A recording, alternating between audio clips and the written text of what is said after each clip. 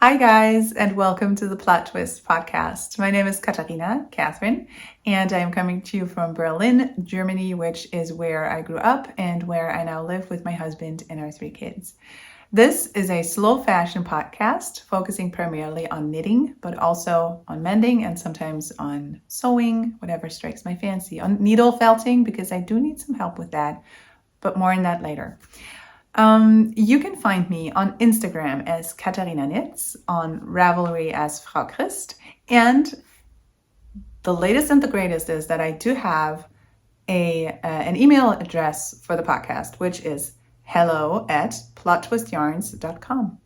So I'm going to leave all of this down below for you, as well as all the information, all the show notes, everything that I talk about here. I'm going to leave the links to everything down below in the description box so you know where to find me, how to contact me, where to find the beautiful patterns that I'm talking about, etc., etc.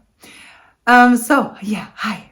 It's good to be back, and so soon, if I do say so myself, because it hasn't been forever since I last sat down to talk to you. So, yay, that's a success, especially considering that, and you may hear it in my raspy voice, that everybody has been, not everybody, but that 2 of my 3 kids have been home for the last 10 days straight, I want to say.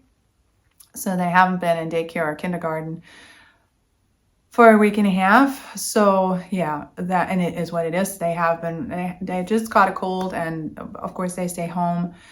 And they were really ill too, but yeah, it also means that I don't get to do anything really during the day. So today's Saturday, and my husband took the kids out for a walk, so I had the chance to sit down and talk to you because there were many things on my mind, and I didn't want to wait for too long before I can, share my thoughts with you. I am drinking my usual black tea with milk now for the second time, but I started the coffee mug season late this year. Let me just put it that way. Oh, my watch is beeping because it's taking my pulse. I'm sorry. So, not beeping, but blinking. So this is my my mug, my Christmas mug. I have 2 of these. One is with a sleigh. Oh, this is annoying. And a Santa on it. And this is the other one with the Christmas tree, which in all honesty, I do like better. So I take this one whenever it's available. And then when it's used, I take the other one. But I love this. And there is a whole series. This is Villeroy and Boch. I don't know. Is this Villeroy and Boch? I don't know. In Germany, you say Villeroy and Boch. And there's a whole Christmas edition of this porcelain. And I would if space was not an issue, I would get all of this entire edition. I think it would be the thing that I wish for every Christmas, something new for this set, sort of.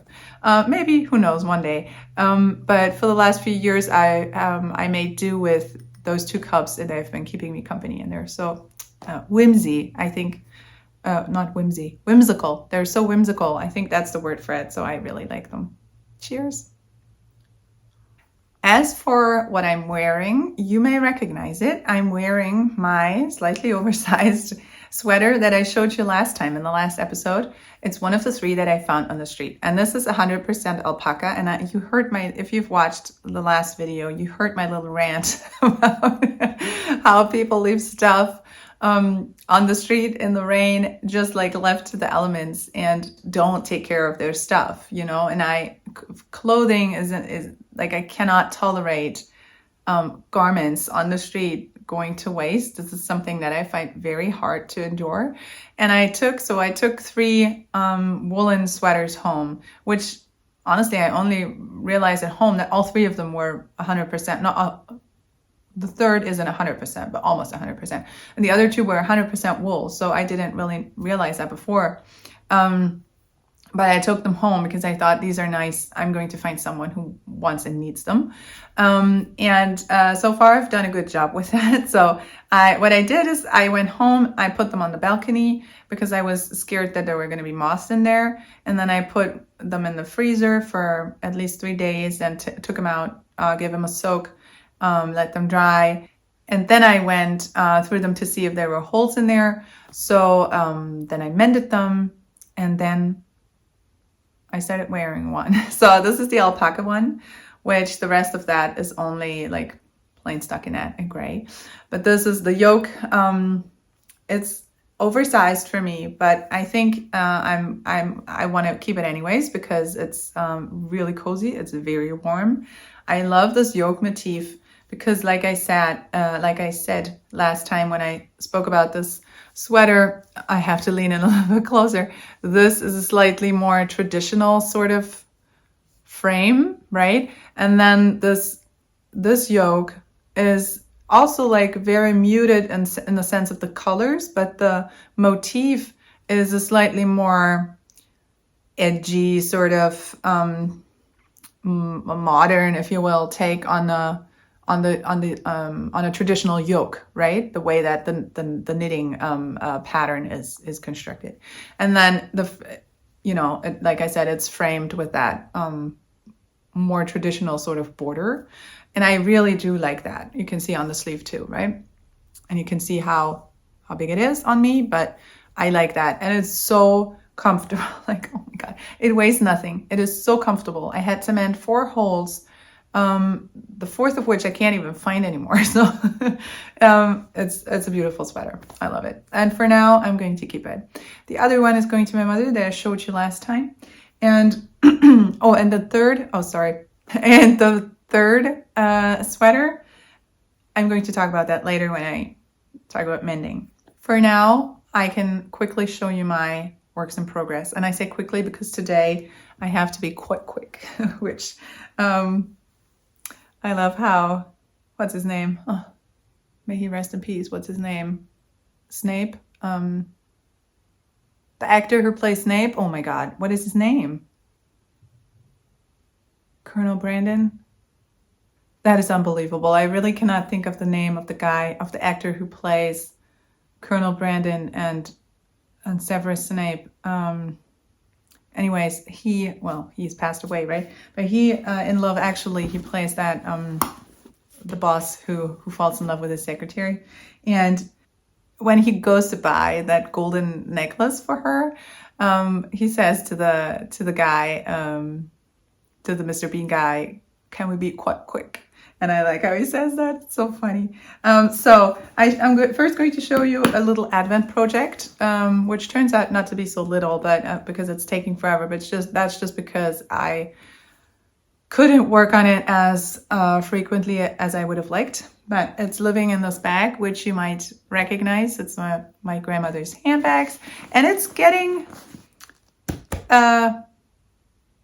roomier, if that's the word. So there's less and less yarn in there because I've knit my way through some of it. It's quite a mess now because I have a mitten started. I'm making the Julevotter mitten advent calendar for my daughter. My boys already have one, and I've talked about it before.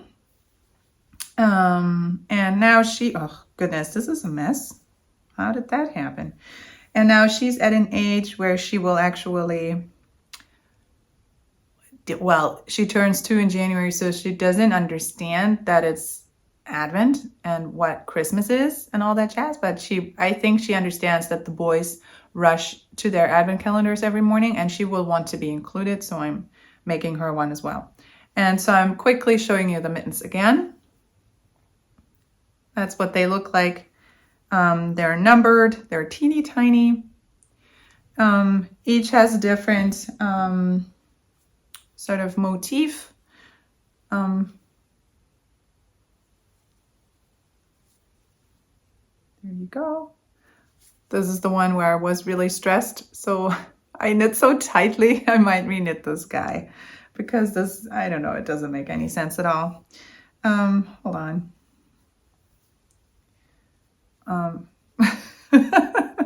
This is harder than you may think. Days 7, 8, and 9. There you go. I love this one. I said that before, but it's still true. 9, see, I have to swerve. Hold on. Hold on.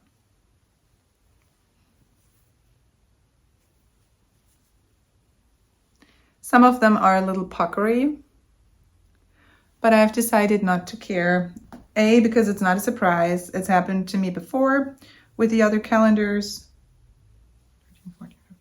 And it's just color work for me. That's hard. And small circumference color work in the round, for me, that is, I get the idea more and more that this is setting me up for failure, if that's what you want to call it, because it's very fiddly, and keeping your attention right with color work knitting. So when you have two strands going at the same time, two different colors in such a small circumference, so when there are so many corners, I think that's the tricky part. That's why it's so hard, but it's okay. It is what it is, and she's going to like it anyways. And the back of these guys. I think, because number 14 and 15 obviously are the ones that I knit last, because this is where it ends. So I need to go the other 8 days, basically. Is it 8? 9 days are still missing. 9 days. Yeah, it's 9 days. And I think I want to say, I hope that it clicked a little bit for me, because I mean, yes, it's also a little bit wonky, but it's much better. Like the stitch definition in terms of puckering is much better on this guy than on the others, I think, on some of the others at any rate. And the same goes for number 14, which I want to say is pretty even. It's not as puckery. The Kitchener might be. So I think, so that's what I did last night. I think well, yesterday, let me put it that way, I was on a roll in terms of I knew how to hold my yarn so that the stitches wouldn't pucker, and also that the stitches wouldn't be gigantic, you know? Okay. Fingers crossed that I am on a good path, but also it's a project that is supposed to bring her joy, and is supposed to be there throughout her childhood for every Advent season, and that's what makes it special. It doesn't have to be perfect. And color work for me, I'm realizing, is really an exercise, and it doesn't have to be perfect. It just, I do the best that I can, and it's going to be good. It's going to be fine, and everybody's going to love it. So, and for someone who is very much of a perfectionist, that is, or I want to say I was a huge perfectionist, and I have let much of that go, but it's in your bones, people. So I have to tell myself again and again, that's okay. It's good. It's going to be great. She's going to love it. You are going to love it. So relax about the puckering. It is just an advent calendar. And then on to my next work in progress, which is also a color work piece that I swatched for last time. So this is the Festive Yoke by Ellie of Scanned Your Knits. And I'm going to quickly show you the ladies who wear the samples.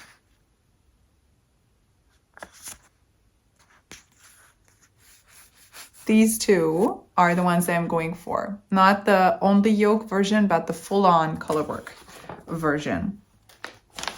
So that's what I'm aiming at, what I'm knitting. And yeah, I'm going to show you what I've knit so far.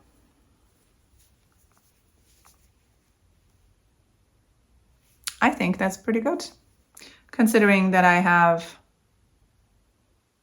not a pro with color work, and I'm not a natural.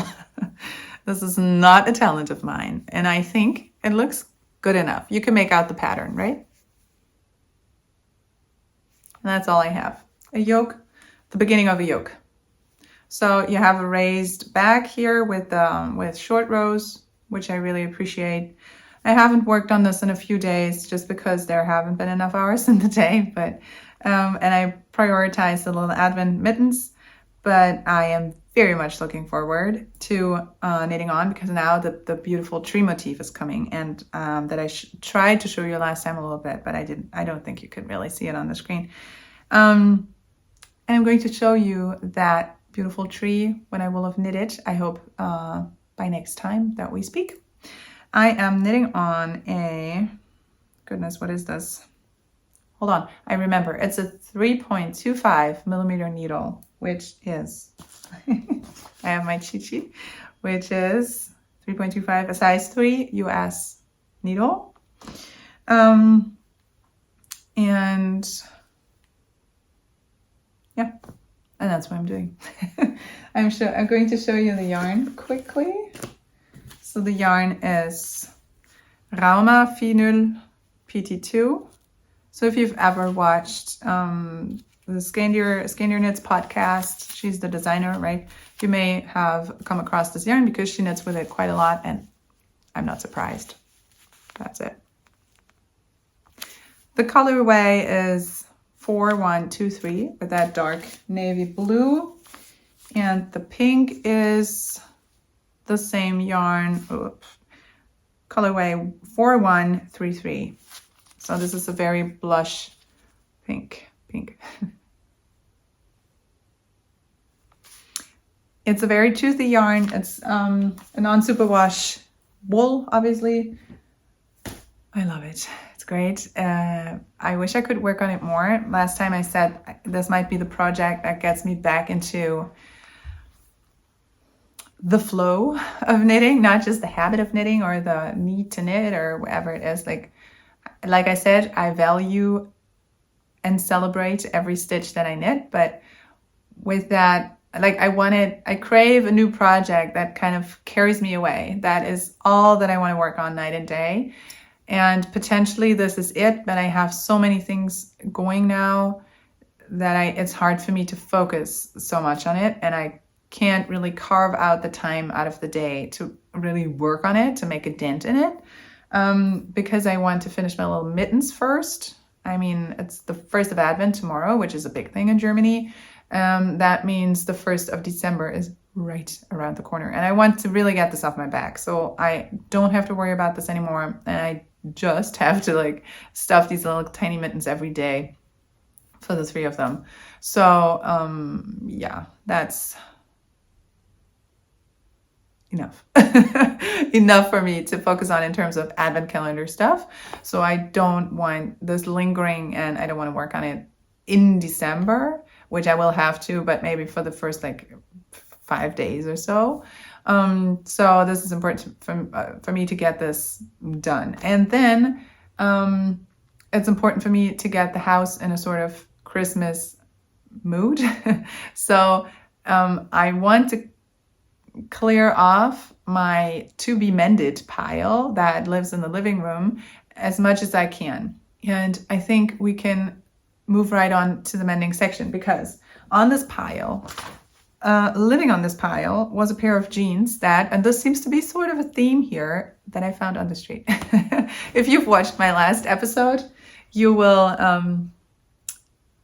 this may sound familiar to you, stuff that I found on the street. Hold on. And like I explained last time, in our neighborhood, it's sort of what people do when they've decluttered or want to get rid of a few things and don't want to go through that entire process of putting it online to be gifted or to be sold and blah, blah, blah. If they just say this is something I really don't need anymore, they put it in a box, write on it to be gifted, and put it on the curb. And people can just take whatever they want. And at the end of the day, you go check and take the rest home, back home, and try your luck again the next day. Or you can, you have an empty box. I've done that a whole lot this year with stuff that I thought we don't need anymore, but it's not worth selling, really. Now this last week, I've put out 2 or 3 boxes, which sounds like a lot. Some baby stuff that we didn't need anymore. Now, especially during Advent, or that Advent is just right around the corner, maybe someone can use that. Maybe people are especially happy to save a little expense And I saved the trouble of like going through, putting everything online and blah, blah, blah, writing those 5,000 messages with people. And during summer, I found a pair of pants for my daughter in one of those boxes. And that's them. So like I said, she's turning 2. These will fit her, I think, in spring. This is a pair of jeans. They're in such good condition. They only had a teeny tiny hole, like a tiny hole on the knee that was kind of worn thin. So I mended this hole and then I put a patch on. And that's that. So that's a mending job. A relatively quick mending job that will, provide her with like a good, fun, and free set of pants for when she fits into it, which will be sometime during spring. So that was a quick mending project. I just cut a piece of jeans fabric from jeans fabric that I have in my sewing kit. And then I just sewed it on. That's that. Okay, the next project is a potential mending project. Oh my goodness. It's the third sweater of the 3 that I found.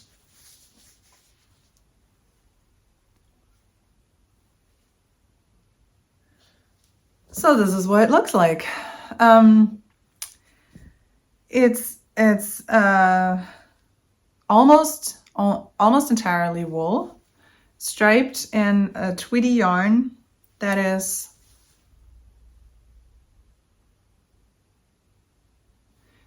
gray and dark, like a navy color. I will have to glean this because it's pilled quite a lot. By the way, my sweater, now this one that I'm wearing, I've worn this quite a bit now. And this starts pilling on in the parts where friction is, so like under the arms and around the hips on the sides. And I thought that's so interesting that it does that, because to me it says the sweater hasn't actually been worn, which is even more confusing. Why would you throw away a perfectly good 100% woolen sweater that can't have been inexpensive, that hasn't even been worn? It blows my mind. I don't understand that at all. But anyway, so this one has actually been worn, so at least but it can live a second life easily. So it's got a bit of an interesting construction, because when I show it to you like this, the seam is here. See? Here. That's the seam. Interesting. It's a good idea, sort of, because it's a set-in sleeve, right? You can see that here. So here, the sleeves are sewn on, right? So this knit in pieces and then sewn together. But the front piece, which is this side that faces me right now, goes all the way up until here. So it's not sewn here like my sweater, if I wore it correctly. Like it's not sewn here, but sort of like here, which is nice. It's sort of an interesting construction. And I don't think it's going to lead to like this happening, like the neckline plunging forward, but it's maybe going to do the reverse and pull it back a little bit. I don't know. I'm going to ask my friend, who I think I'm going to give it to, if she wants it. I have only taken this out of the freezer. This was the last of the 3 that I took inside, and in order to really not get any moths from these sweaters, because I don't know the house that they're coming from, and there's no way saving sweaters from the street is going to ruin my yarn, and my hand knits and my everything. I put them in the freezer, and I think this one has been in the freezer for almost a week or something in that neighborhood, because last time I spoke to you, I think it was in the freezer already. And oh my God, I don't know why people always use a detergent that smells so heavily. Like, doesn't it bother them? I really don't like that. But anyway, so this is my next item that is a potential mending item, because I'm going to have to look through it and see whether there are holes in there or not. And I'm going to clean it for sure, so that my friend can actually, so that it's going to be like a new sweater for her. Like I'm not going to give her the old ragged thing, but I'm going to make it be nice. And I hope she likes both the colors and the size and the fit and the style. Because when I told her I have one of those three sweaters sort of set aside for her, she was like, oh yay, because I need another wool sweater. I really sort of do, she said. I said, well, okay, I hope you like it. Yeah, fingers crossed that it's her thing. If not, I'm going to find a different recipient for sure. And then there's another sweater that I would like to mend that has like little holes in it, and it's a very sort of delicate wool, much like this one that I'm wearing, but it's not alpaca, but merino. So it's also like a very fine and also fragile yarn. Fragile, but you know, that not one of the rustic ones, right? And so it's got little tiny holes in it all over, sort of. Not terribly, it's not bad, but they need fixing for sure. And I wanted to not mend them like I did here, where I just went crisscross through the stitches on either side of the hole and then pulled them together in a way so that it would be invisible almost, except that, you know, a gap would be closed, but not so that you would see the actual thread going over the hole, right, and over the fabric. But I would weave through the stitches so that the thread would actually be hidden, and also pick a woolen thread of the same color, right? I could do that with this other sweater, obviously, but I thought what I wanted to do is I wanted to needle felt them, and I saw in a video that I've never needle felted. I've needle felted two tiny little animals to like hang on a garland or on a present, and I've only done this like 2 weeks ago. This is the first. I have a set of needle felting needles, and I have wool that I can use for it, and like one of those blocks that you like, just a styrofoam block that you put your wool on top of, and then you start needle felting, because you need some sort of block underneath, right, that you can also stab into. And I have that other sweater, and I wanted to make it to needle felt those little holes, because I thought that might just look fun, and it's okay for me to see the holes and to, what's the word, accentuate them, to like to highlight them with that wool that I use. That's obviously not the exact same color, so it's a green sweater that I thought I might give to my father, because that's the sort of style that he wears. It's another one that I saved from the street, by the way. And I'm going to show you in due course when I will have figured out a way to like mend those holes. I can always do it like I did with my sweater right here, but I just wanted to give needle felting a go, and it hasn't been super successful. Like, I find it very fiddly to close that hole. I have the feeling I need to needle felt a much bigger circumference than the hole actually is to make it stick. And it takes really long time. I don't know if I'm doing it right. And also, I'm not quite sure which needle size, because there are finer ones and not so fine ones, to use when.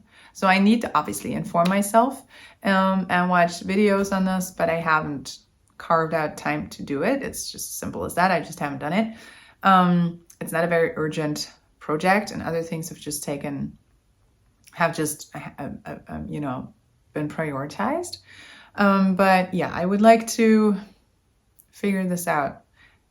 Are any of you needle felters? Do you have any tips? Because if you do, just please leave them in the comments. I would really appreciate it. Maybe it does take its sweet little time, and you need to just sit there and mend one hole for like a half an hour. Maybe that's just how it is, because I felted and then I turned the piece and felt it on the other side because I felt it was much more sort of loosey-goosey on the other side, not as felted, which wasn't surprising to me. Then I turned it back, but then this side wasn't as nice anymore. Is that normal? Is that how it goes? I don't know. I don't know anything about needle felting. So if you have whatever sort of experience to share with me or tips to give to me, please leave them in the description, in the description box, in the comment section below, because I am at that stage where every tip is immensely useful to me. So maybe hopefully I'll be able to give you a sort of an update of my success that I will have had, or yeah. Well, I hope I'm going to be able to show you a sweater that has actually been mended, that green one, in whichever way, but I really wanted to needle felt it. Well, we will see. Okay, so that was that for mending and potentially potential needle felting. So now I need to check my notes a little bit because I will forget, but in my current obsession segment today, it's more of a thought than like an actual project that I'm working on, a movie that I'm watching. I'm very much thinking about how, especially during this festive holiday season, where people buy stuff like crazy, where advertisement suggests that you have to buy all the things all the time to provide for your family and create a really special holiday experience for them, blah, blah, blah. And even I'm someone who really is not much of a consumer anymore. I would say it's easy for me to walk past stuff and say, I don't want this. I don't need this. This is only going to clutter up my house. But even for me, it's hard sometimes walking into a store where everything is decorated for Christmas. And then I have this and advent calendars and this chocolate and tea advent calendars and this and that and the other thing. And I too feel like, oh my God, this would be so great. And maybe you can get this, and this, and that would be cool for the kids. And then I really have to take a minute to say, hold on, no, I'm not buying any of that stuff because I don't want to buy any of that stuff because this is only just going to cost a whole lot of money and it's going to clutter up our house. And we have everything. We have advent calendars and chocolate enough, and candles and everything, and there's certainly enough tea in the house. So I'm the only tea drinker, so relax already and don't buy any of that stuff. But it's hard for me. So how is it for people who have not yet taken that step back from consumerism like I have, for instance, right? I keep thinking, like, especially now during that time of the year, it's so important to try and really emphasize a sustainable cycle and not step into every trap that is laid out for us, but to really say, like, hold on, I want to gift this to someone, or I would like to receive this from someone. Can I get it used? Can I sell some of my stuff? For us, November is always decluttering season because I want to teach my kids that, it's a necessity because we have 3 rooms that we live in and we have to make do with the space that we have. So I tell them, because 2 of my kids have birthdays in January too coming up. So I tell them now is the season is beginning where gifts are starting to arrive. And we need to clear some space. There's stuff that you don't need anymore, or maybe that's broken, which not so often, but stuff that you've outgrown, blah, blah, blah. What can go? And they have become really good at letting go and at deciding what they need and what they don't need anymore. So I'm really proud of them for that. I'm also very thankful. Also, we adults let go of stuff. We've decluttered books again and just stuff. Vases or vases, I don't know. Items, tchotchkes, all kinds of stuff that I thought, in all honesty, I don't think I need that anymore. And I had a silk scarf that was really beautiful and nice. I think it was a gift once, and I've worn it. It's just that I don't anymore. I haven't worn it in so many years, and it's just been lying in my cupboard. And I thought, so this is ridiculous. I'm not, and I don't see myself pulling it out in the near future again.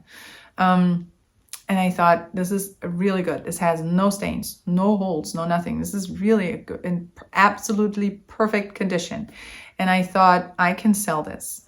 And I wrote in that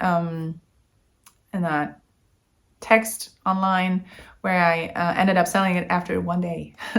This is going to make a perfect Christmas gift for someone. So because I wanted to just like suggest, this can also be a gift. You don't have to buy new things. You can buy secondhand things that are in perfect condition and gift them.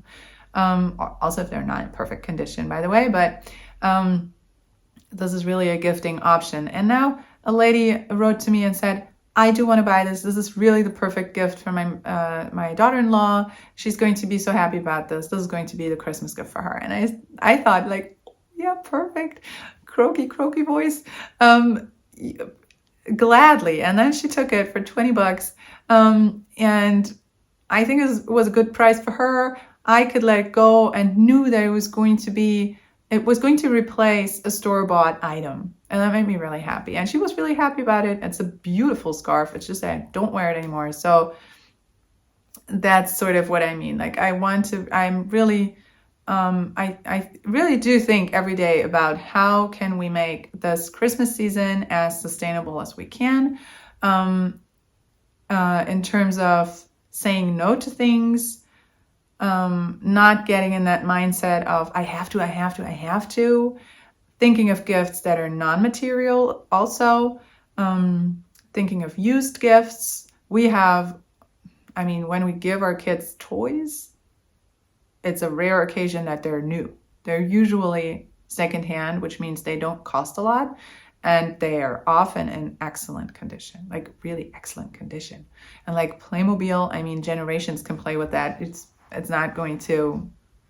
Kids are not going to ruin it so fast. So we usually buy that secondhand. For this Christmas, I don't really have many toys in mind, more like books, and I don't know.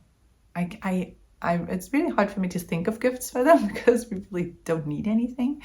And also that I keep trying at least to convince people that my daughter really doesn't need that many gifts because she doesn't know it's Christmas. She doesn't understand the concept. She doesn't really care whether the gift's for her or not, because she wants to help unwrapping and play with the paper and just be part of the experience, right? And she gets to be part of that, obviously, anyway. So she doesn't really need anything because she lives in paradise. Like there are all the toys that she might possibly crave. They're right there because the boys are older and are already playing with that.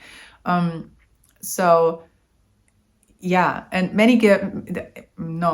like everything I think that we are going to give her for Christmas is things that I've taken out of the kids' room in October probably or September, because we don't need any more stuff, and there are stuff that the boys don't really use anymore. So I told them I'm not sneaky with that. I told them, you can give this to her. Can we give this to her? Because you're not going to play with that anymore. And what's the point in buying it new? And they were like, yeah, sure, you can do that. And they're really proud too if they can, provide this sort of fun for her and that little package. And the first little bike that my oldest son has had, he gifted it to my middle son, and both of them are going to gift it now to my little daughter, because maybe for her birthday in January, because that's around the time when they start riding it. So it's got 2 wheels, and they're going to paddle with that a little bit with their feet to move forward. And it's just for them to try keeping their balance. It's so cute. And they learn that so fast. So that's kind of the perfect time to give it to her. So the boys are going to gift that to her. And that's going to be a huge present. And there is no way in hell I'm buying another one of those bikes or another bike ever in my life, I think, because we have enough. We have one in every size. So, yeah, that's sort of what I mean. Like, for me, it's so important that we make this experience, this season as fun as possible and as sustainable as possible. And it's just that is such a feasible thing to do. It's not hard. Like it's not a hard task really when it comes down to it. And also with advent calendars that you stuff, or when I say stuff, I think of stockings, which we don't have in Germany, but you have in the US. And I think in Canada too, right? Items for that, if you think about them a little bit in advance, you can find so many things on like flea markets or neighborhood platforms, which is where I find so many stuff, or just online, whatever it is that's in the States, like Marketplace or something like that, I assume. So that is really something that is very much on my mind, and totally falls into the category of this is my current obsession, but in a good way. It's always in a good way. So yeah, it's more that mindset of what I need or want probably already exists. So, for example, last week I sold many things, just like privately to like on these platforms, and people came around, picked it up, and or I sent out 1 or 2 packages. And that was such a good feeling to let go of stuff, to get rid of some things, and to see that people are going to use it and going to be happy about it. Clothes or items, gifts, or just, stuff. And at the same time, my kids and I wanted to show you the candle. No, I forgot it in the other room. I'm not going to get it. It's just, we like to every once in a while collect our candle remnants, sort of when they're burnt out and there's this little bit of wax left over, and pour, because in the mornings we light a candle usually over breakfast, and then we melt the wax and pour a new candle with that, right? What's the thing you put in the middle, like that you light? Oh goodness, what is that called? I knew that. So you need wax, and you need some sort of container that you can pour it into, which we use glasses, like jam glasses, or so that they just accumulate in the kitchen, those glasses. So we wash them, we rinse them, and then you put, what is it called? Docht. Well, you put those things in the middle that you have to put in the candle, otherwise it won't burn, the thing that you light. And then we melt and pour the melted wax, and that's that. And last week we collected like all of our leftover wax. We poured an almost white layer, or sort of like cream colored layer, because I have a little thingy that I melted in, and that's not very big, so I can only use a certain amount of leftover wax, right? And it melted down to like I don't know, maybe 1.5, 2 centimeters of wax in that glass. And I poured that, and while I melted the other next color that came, which was a little like a sand color, that hardened a little bit. And then we poured that on top, so they wouldn't mix, but it would be 2 layers. And we repeated that with that. Next came sort of a more muddy color, of sort of brownish, dirtier sand color. And then we had leftovers of a blue candle. So what happened was that this candle now has 4 stripes, and it looks like the beach, sort of like you have the dry, sort of cream colored sand, and then there's more of a sandy color, and then there's the really wet sand, and then there's the ocean, right?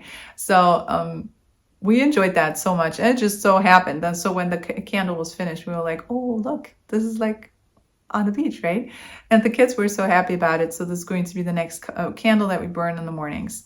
Again, one of my favorite topics, leftovers. You can do so many things with leftovers, not just in knitting, but also like all the time. And And so I wrote a little post on our neighborhood platform and said just that I'm looking for wax leftovers. And if anyone has some, that I'd be happy to just take it off their hands and collect it, because I'm going to melt it and make new candles with my kids. So many people reached out and said, yes, I have a whole chunk. And by a whole chunk, I mean like they had a bag this full. Like they have so much wax at home. Some of them had. And I gladly took it off them and said, this is so amazing. Thank you so much. And they were glad to be rid of it and said, I'm so happy your kids are going to enjoy it because I don't know what to do with it. There was one lady who said, my mother and I were going to collect for you. And when we have like a new batch of leftovers, I'm going to contact you and then you can just pick that up again. And isn't that so nice? Like I was really so struck by how happy people are to help and say, yes, I have what you're looking for. Please take it. And we're happy to like be involved in our little activities, even if it was just in that sense of, I give you the material that you can use, right? And then someone reached out and said, I have all those, the thing that I don't know what it's called, like the things you put in the middle of the candle that you light.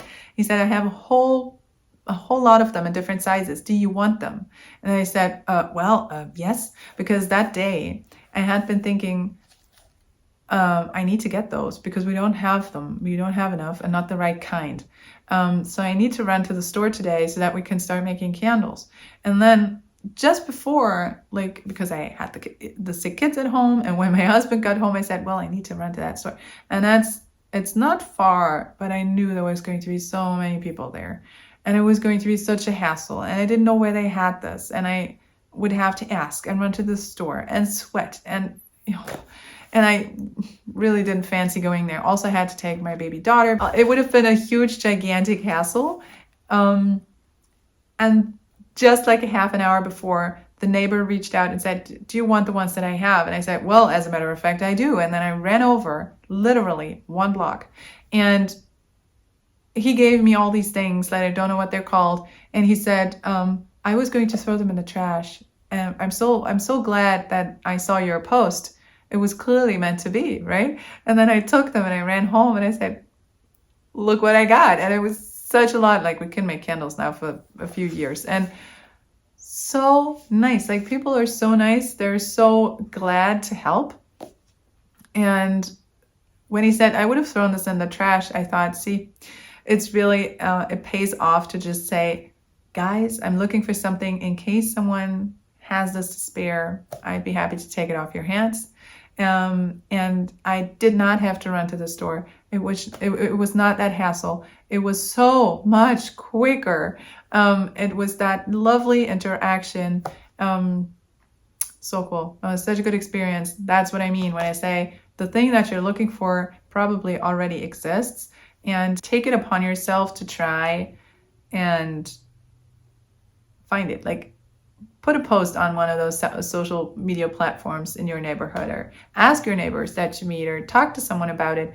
And so many of the things that we consume in the sense of that we buy, we don't have to buy because other people on that same day are throwing them away just a block away, right? So that made me very happy. Now we can up our candle making game, just so you know. So I have to be quite quick today. So I'm just going to quickly say what I've been watching, The Crown. I hadn't watched it before except for like 5 episodes. I thought it was very gloomy, but I liked it. And for some reason I didn't continue watching. I think because my husband doesn't want to watch it really. I mean, I couldn't make him, but what's the use, right? So I've been watching it whenever he wasn't around. So like when he went to bed before me, I watched an episode of The Crown. It's not that I've watched that many, but now I'm into the 2nd season, finally. So, and I love it. I think it's great. It's beautifully acted. I happen to know a thing or two about the British royal family. It had to come out eventually. Yeah, well, It's the royal houses of Europe as something that actually belongs in the current obsessions or general obsessions, life obsessions segment. Maybe that's putting it a little bit strongly, but it's just something that I mean, kings and queens are so fascinating to me, and royal houses. Not the gossip of like the crown prince and princess, but more what I find so fascinating about royal houses is how they combine, how they really shape history and combine, in Europe at any rate, and combine inevitability with absolute arbitrariness, sort of. It is in that system of like royalty or royal houses, it is like everything follows a plan, and it is not at all arbitrary who becomes the next, like who's the successor, and so on. And everything has such a rhythm and a rule and protocol, and is sort of inevitable. It was inevitable that Queen Elizabeth II was going to be the queen, and her father, and none of them wanted to, it is so like it's so scripted, and at the same time it is such an arbitrary concept. Like, why that family and not the other? Because of a war that they fought and who won and blah blah blah. And it's so arbitrary if there is one successor or one king or queen and they don't have children for whatever reason, right? And then the crown is passed on when that person dies to that other guy, and then it's that entire strand. So that there is so much arbitrariness in there, and yet everything is so inevitable, and that fascinates me endlessly. And so yeah, that show is just right up my alley. I just wanted to put it out there. I'm watching this, but stop and go, sort of, because I can only watch it when I'm alone, and haha, I am never alone these days. The kids are home all day long, and yeah, my nights are short. So I mean, I don't stay up so late that I do get to watch a whole lot, but that's okay. I'm going to finish it eventually. Also, I wanted to say, I think I'm doing Vlogmas. Ooh, I know. It's a commitment. I've never done this, so please be gentle with me when when I fail.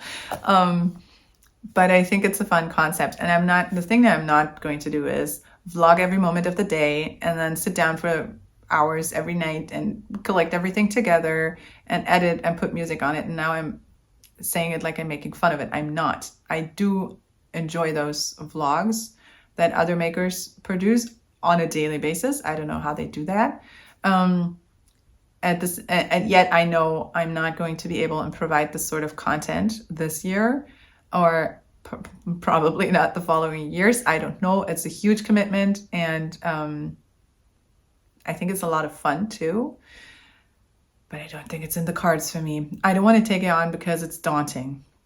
But what I do want to do, and what I think should be feasible, again, fingers crossed, is that or in German, you press your thumbs, is that I do want to sort of, that's what I plan, to sit down with a camera with you for like, I don't know, 10 minutes every day, talk to you, show you what I'm knitting on, or what I have been knitting on, or what I have been doing Advent-wise.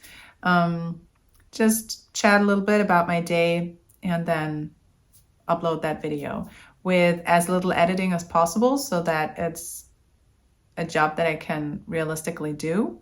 And I want to try and do that every day. Let's see how that goes.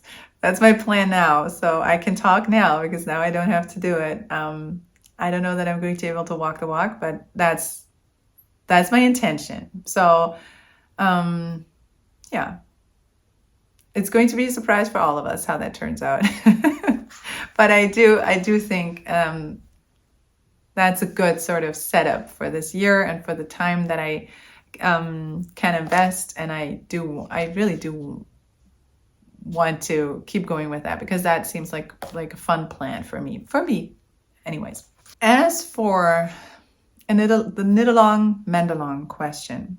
Last week I said I'm contemplating doing a knit along because I've been podcasting for a few months now, and it might just be fun. And it's also like an occasion where we can interact a little more, and also feel a bit more connected when we're all sort of knitting on the same thing or in that same spirit or topic or whatever. You know what a knit along is, right? And if you don't, a knit along is like, I suggested finish that sweater until Christmas, or try and work on that sweater as much as you can until Christmas.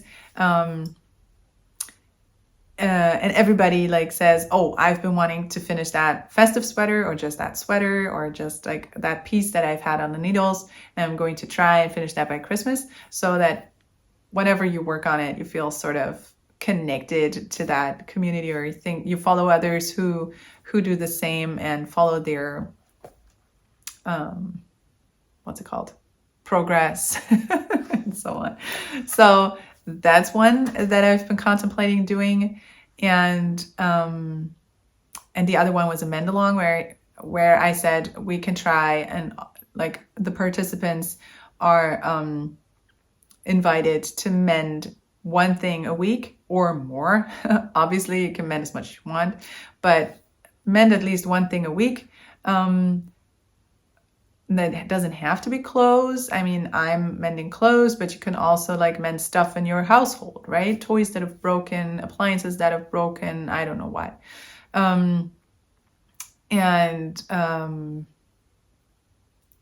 Yeah, mend one thing a week to remind ourselves that we have so many things, right? And we can make do with so many things, that we don't need all the things. Of course, you can give gifts, right? And of course, you can ask for gifts, but be mindful about what you need and what you want, and whether you really want to clutter up your life with all the things. And also be mindful of like, I have many things.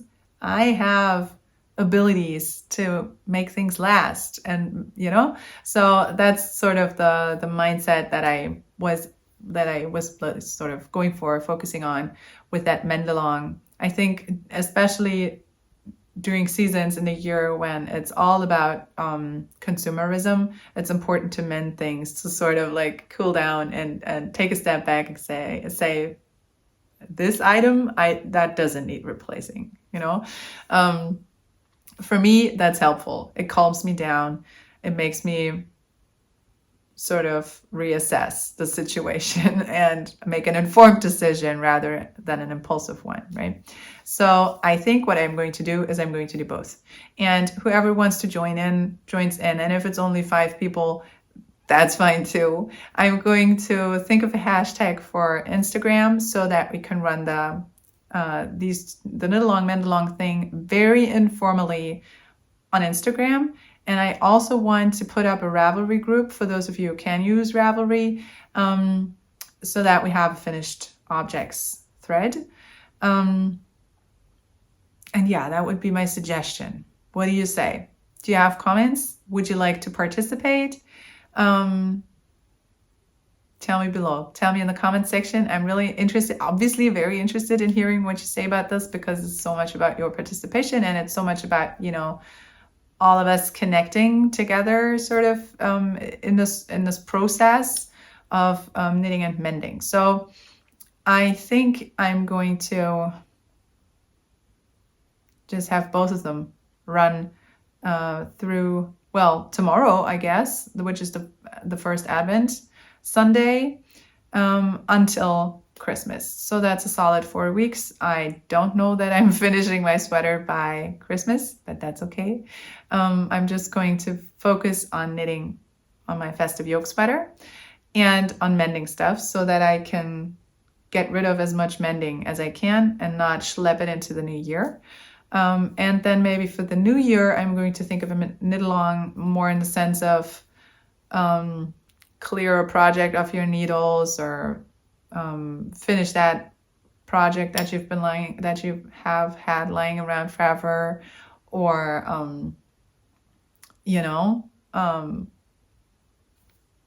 there are people who can do that in December to create sort of a clean slate for January, which is which is unfathomable to me. Like, I don't know how people actually do that in December, how they can focus so much on getting things done and needles cleared off. Not that you have to do that at all, but I have the feeling that many people have that, don't want to take too much baggage sort of into the new year. I can't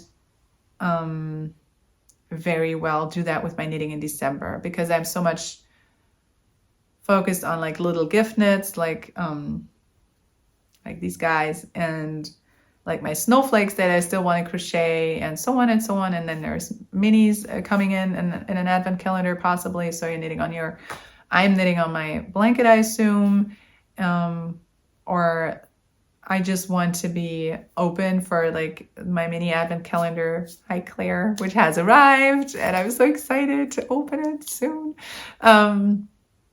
to inspire me and to just tell me what it wants to become, you know? So I'm not so much in closure mood, but I'm still very much open to Christmassy, seasonal, yarny inspiration, right? Come January, I love January. I do like to get a few things finished, to bind a few things off, to slow down after this inspiring Christmas season or holiday season, to reassess. In January, we might do one of those knit-alongs, right? What do you think? Or do you have other suggestions or wish for a different sort of knit-along? Then let me know down below. I mean, the mend-along, we can let that go on for a while. I have had one person reach out to me and, hi, if you're watching, and say she could gift project bags. I haven't answered you yet, but I will today or tomorrow. I will definitely answer you this weekend. And she reached out and said she can donate a prize for one of those knit-alongs, mend-alongs, and that is so amazing. Thank you so much. I'm very excited. If there are other makers out there who's among my viewership and you say like, oh, I would like to donate a prize, do feel free to reach out to me and just send me an email. You can find the email address down below. Don't feel pressured at all. But if there's someone who says, yes, I would love to do that, then yay, then just drop me a line. Other than that, I wanted to give you a little podcast recommendation, a little podcast that is still very young that I only just discovered. It's called September Makes and hosted by Claire from Switzerland, I think. And that was the first episode of hers that I ever watched just a few days ago. She has an episode up where she explains why she stops buying yarn. By now, there's a second episode in this sort of series or on that topic, where she explains how she's going to go about and what her sort of system, like she says, is going to be, to make it easier for her to actually stick to that plan, and how she organizes her stash and so on and so forth. So both of those I thought were so fun to watch. She is so lovely. I'm really glad I discovered her channel. I'm definitely going to follow it along.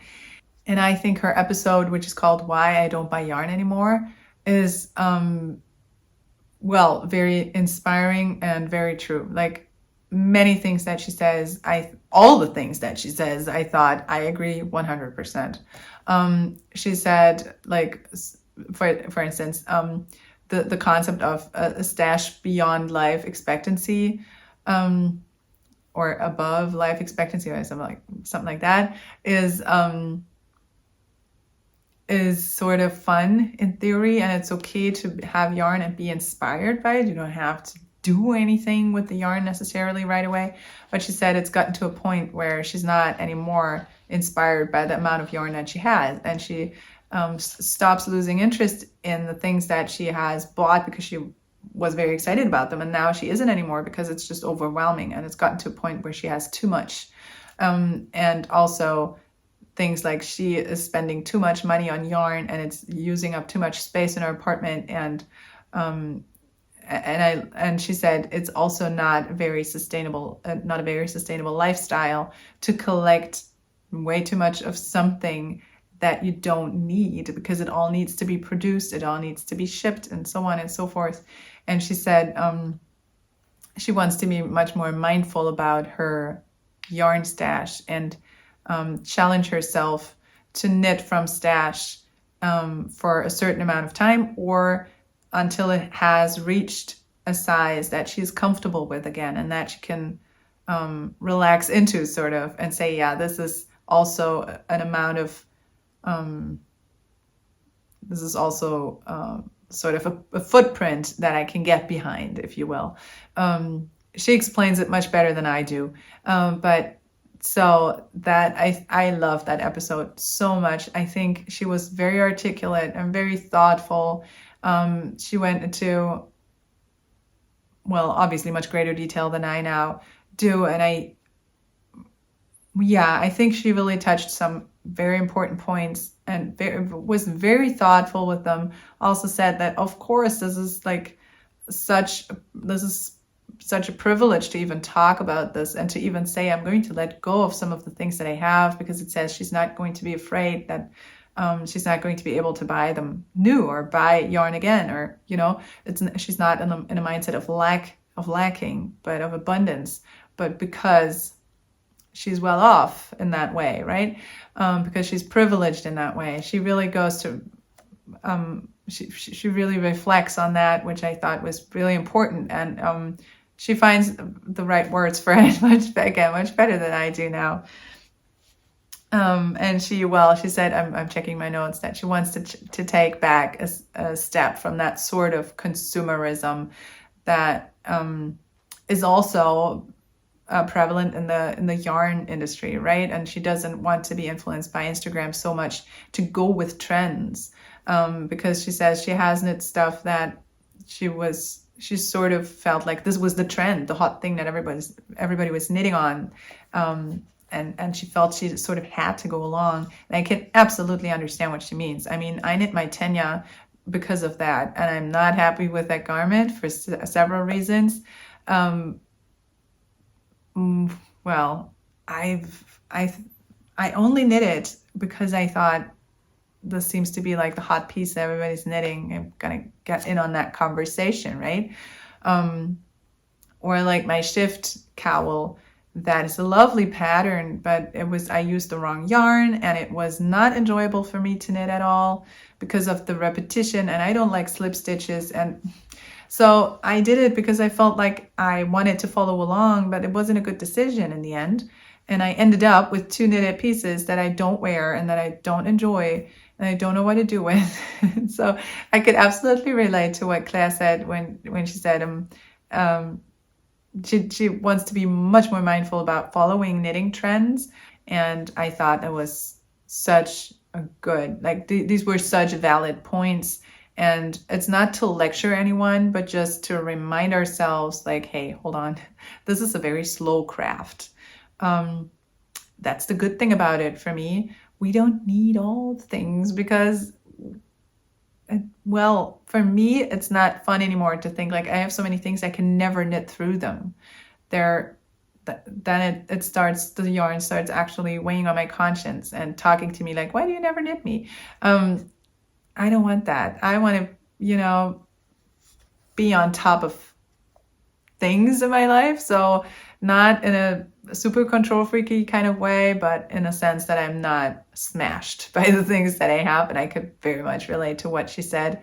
I love my stash, but I need to keep it rather simple. And I don't think I have a huge stash. But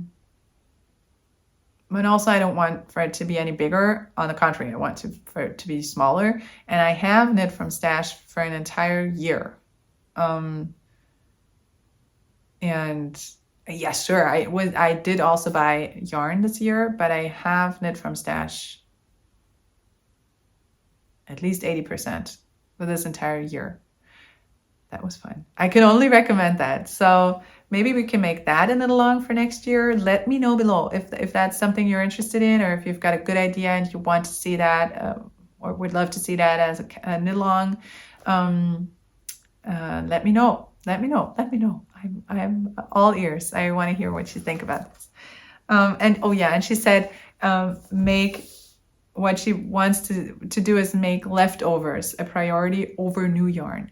And that, I loved that, because leftover yarn, leftover yarn is my favorite category, sort of.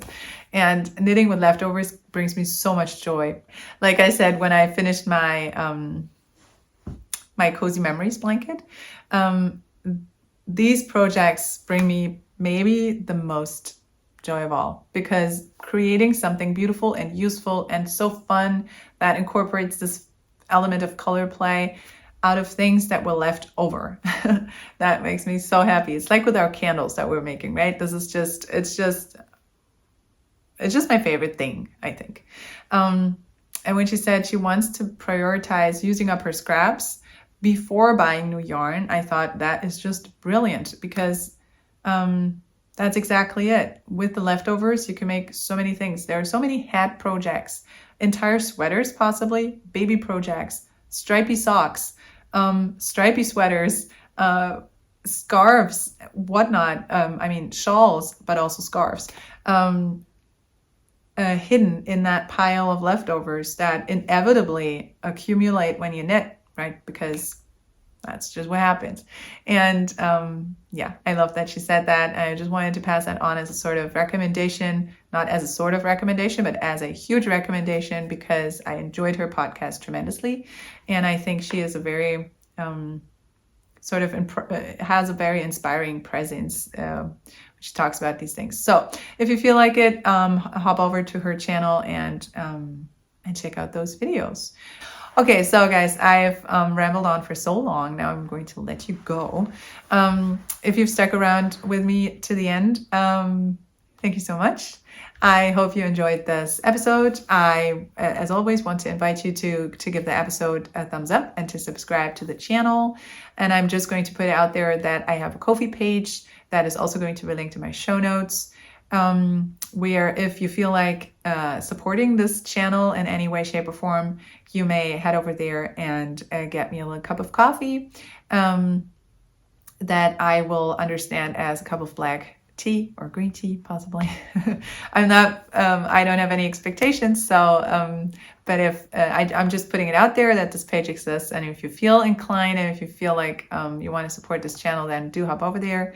As I said, if there is anyone out there who feels like they want to support the knit-along, mend-along question, the knit-alongs, mend-alongs with donations, then again, feel free to reach out to me via email that I provide for you down below.